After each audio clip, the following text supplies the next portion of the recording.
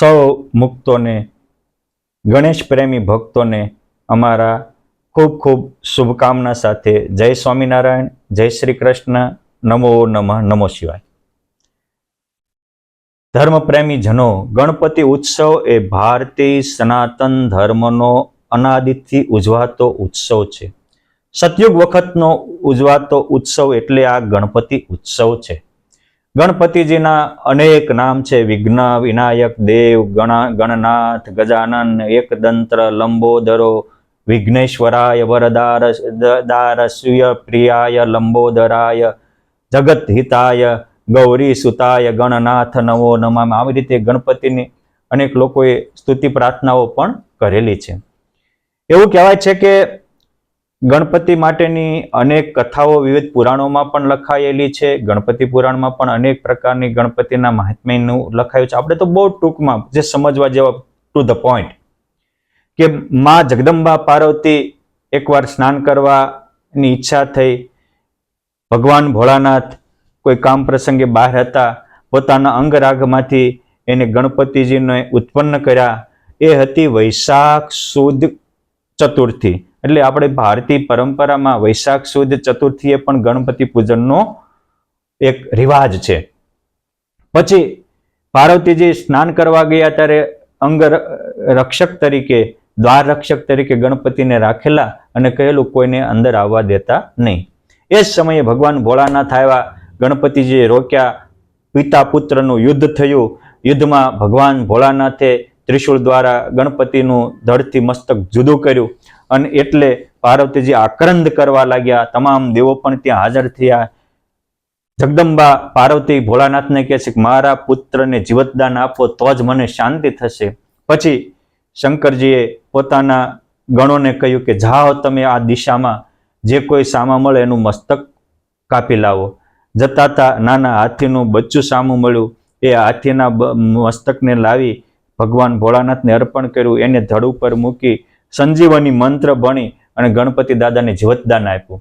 પરંતુ ક્યારેય પિતા પુત્ર વિશે વેરઝેર ન બંધાય એવા હેતુથી તમામ દેવોએ આશીર્વાદ આપ્યા અને કહ્યું કે શરીર માનવનું, મુખ પશુનું લોકો એની ઠેકડી ઉડાડે તેનું ચોક્કસ અનિષ્ટ થાય. એટલે દેવોએ વરદાન આપ્યું કે આજથી અમે તમામ દેવો ઋષિમુનિઓ વરદાન આપીએ છીએ કે આ વિશ્વમાં જે કોઈ મંગલ કાર્ય હશે એમાં ગણપતિજીનું સ્થાપન કરશે તો જ એ કાર્ય નિર્વિઘ્ન પૂરું થશે. એટલે તમામ મંગલ કાર્યના આરંભમાં પૂજાતા દેવ એટલે ગણપતિ દાદા છે.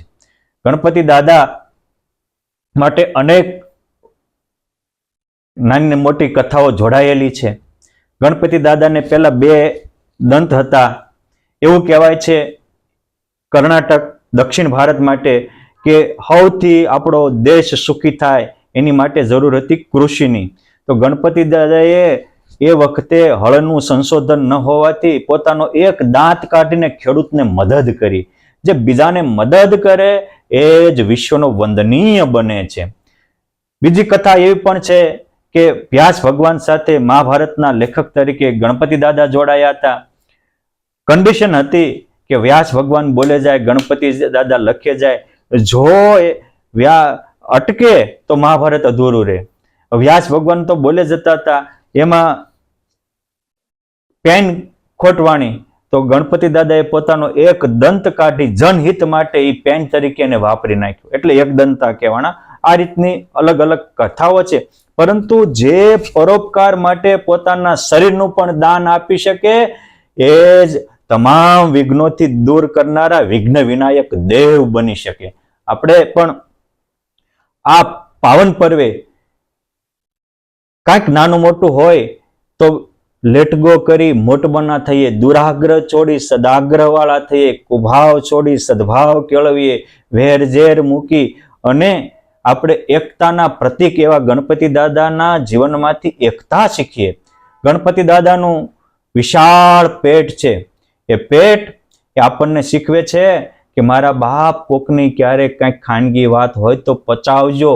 કોકે કહેલી વાતોને નકરી ચાપલુસી થઈને બીજે કરીને ઘરે ઘરે હળગાવતા નહીં. કાંઈક ઝેરને જીરવજો, પચાવતા શીખજો. ગણપતિ દાદાનું મોટું પેટ એ અમુક ખાનગી વાતો, અમુક રહસ્યમય વાતો એને પોતાના જીવનમાં પચાવવાનું શીખવે છે. ગણપતિ દાદાનું લાંબુ નાક એ આપણને શીખવે છે કે બાપ તમે ધર્મવાળા રહેજો, અણનમ માથું રાખી શકાય એવું જીવન જીવજો. વ્યભિચારીની વ્યસની થઈ અને તમારા બાપ દાદાનું નામ બોલાવે એવા ન થતા.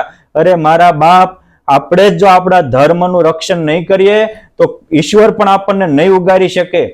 આ ગણપતિ દાદાનું લાંબુ નાક એ આપણને ધર્મવાન અને લજ્જાવાન બનાવવાનું શીખવે છે, પ્રતિષ્ઠાવાન અને ગુણવાન બનાવવાનું શીખવે છે.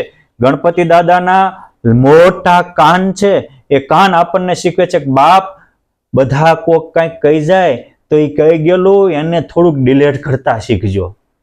જેમ ભીમસેને કોઈ દ્રૌપદી કહે છે કે કીધું કે આંધળાના આંધળા, તો ખરેખર એને એટલું સમજવાનું હતું કે હું આંધળો નથી, મારા બાપા છે આને જોતા નથી આવડતું. એની જગ્યાએ પકડી લીધું તે ખરેખર આંધળો થઈ ગયો. આમ કોક ક્યારેક કોક મેન ટુ ટાણું મારે તો એને ભૂલી જાયજો બાપ.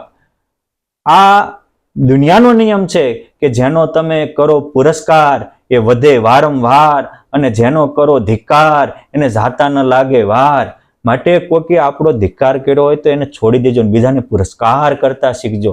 ગણપતિ દાદાના મોટા કાન એ આપણને સારું સંગ્રહ કરવાનું અને ખરાબને ઇગ્નોર કરવાનું શીખવે છે. ગણપતિ દાદાનું વિશાળ ભાલ છે, એ આપણને વિશાળ ભાલ એ બુદ્ધિનું પ્રતીક છે. ગણપતિ દાદા જેવા વિશાળ ભાવના વાળા થાજો, બુદ્ધિશાળી થાજો. અર્થાત નાની નાની વાતમાં પકડી ન રાખતા. આપણે જમતા હોઈએ અને દાંતમાં એક ફોતરું ભરાણું હોય ને તોય તે ઊંઘ નથી આવતી, જીભ તમને ત્યાં જાયા જ કરે. અરે બાપ, દાંતનું ફોતરું તે જીવન આપણને હરખું જીવવા ન દેતું હોય તો મનમાં ભરીને જીવશો ક્યાંથી જીવવા દેશે. માટે ગણપતિ દાદાનું વિશાળ ભાલ, વિશાળ મસ્તકે શીખવે છે કે મન ભરીને જીવવું હોય તો મનમાં ભરીને ન જીવતા. ગણપતિ દાદાનું વાહન એ ઉંદર છે. એવું કહેવાય છે, ઉંદરને સંસ્કૃતમાં મૂષક કહેવાય. મૂષકનો અર્થ થાય ચોર. ચોર ગણપતિ દાદાને એ કહે છે કે મૂષકની ઉપર એનું વાહન આપ્યું. એટલે શું કે બાપા ચોરને, તમે તો ચોર થતા જ નહીં પણ ચોરના રવાડે પણ ચડતા નહીં. અને બીજું કે સંયમ રાખજો, તમારી ઇન્દ્રિયો ઉપર સંયમ રાખજો. કેમ જે ગણપતિ દાદા માટે એવું કહેવાય છે કે જયારે વાહનની વેચણી થઈ ત્યારે દરેકે અલગ અલગ પોતપોતાના વાહન લીધા હતા. તો ગણપતિ દાદાને ઉંદર આપ્યો તો એને એવું ન કર્યું તમે મને પેલા પૂજની બંધાવ્યું, વાહનમાં ઉંદર આપવાનું. બાપા, જે કાંઈ નાનો મોટું ભાઈઓ ભાગ આવતો હોય મળે એ સ્વીકારી લેજો. આ ગણપતિ ઉત્સવનો આપણને બોધ છે. ભલે શિવ પરિવાર, ગણપતિ પરિવાર આખો પૂજાય છે. ગણપતિ દાદાને રિદ્ધિ સિદ્ધિ 2 પત્નીઓ છે, લાભ શુભ 2 પુત્રો છે. આજે પણ માણસો સારા કાર્ય કરવામાં લાભ શુભ સોગડિયાને આરંભ કરે છે. આ ગણપતિ દાદાને આવું કેમ પ્રાપ્ત થયું? તો માતા પિતાની સેવાથી. એવું કહેવાય છે કે રિદ્ધિ સિદ્ધિ જયારે હાજર થઈ ત્યારે ઋષિ મુનિઓએ કીધું કે આ કોને વરે? કાર્તિકી કે મને વરે, ગણપતિજી કે અમને વરે. તો બધાએ કન્ડિશન કર્યું જે પૃથ્વીની વહેલી પ્રદક્ષિણા ફરે એને એ 2 વરે. તો કાર્તિક તો ઉપડી જ ગયા, મોરલો લઈને ફફડાતા પીસાને ખેરતા જાય ને હાલતા જાય. પણ ગણપતિએ પૂછ્યું કે ઋષિ મુનિઓ અમે શું કરીએ? કે માતા પિતાની પ્રદક્ષિણા કરો, પૃથ્વીની પ્રદક્ષિણાનું ફળ મળે. ગણપતિ દાદાએ 7 પ્રદક્ષિણા કરી. જો કોક મોટા કે એમ કરશું તો જીવન બહુ શોર્ટ થઈ જાય છે. એ ગણપતિ ઉત્સવ આપણને શીખવાડે છે. ગણપતિને ઉંદરનું વાહન, કાર્તિકજીને મોરનું વાહન, ભોળાનાથને નંદીશ્વર વાહન, માં જગદંબાને સિંહ કે વાઘનું વાહન, વળી ભગવાન ભોળાનાથના કંઠમાં સર્પ. આ બધા એકબીજાથી વિકૃત પ્રકૃતિના છે. સર્પને ઉંદરને ભળે નહીં, સિંહને ને વાઘને ભળે નહીં, તેમ છતાં બધા હંપીને રહે છે. આ હંપ હશે એ આખું વિશ્વ, આખો પરિવાર પૂજાય છે. અને કુસંપ હશે તો વિશ્વમાં પૂજાતા હશે ને તો શૂન્ય સરસ થઈ જશે. માટે ગણપતિ એ એકતાનું પ્રતીક છે. આપણા ભારતમાં લોકમાન્ય તિલકે તમામ ભારતીયોને, હિન્દુઓને એક કરવા માટે ગણપતિ ઉત્સવનો આરંભ કર્યો હતો. માટે આપણા જીવન મૂલ્યો સાથે ગણપતિ ઉત્સવ ઉજવીએ.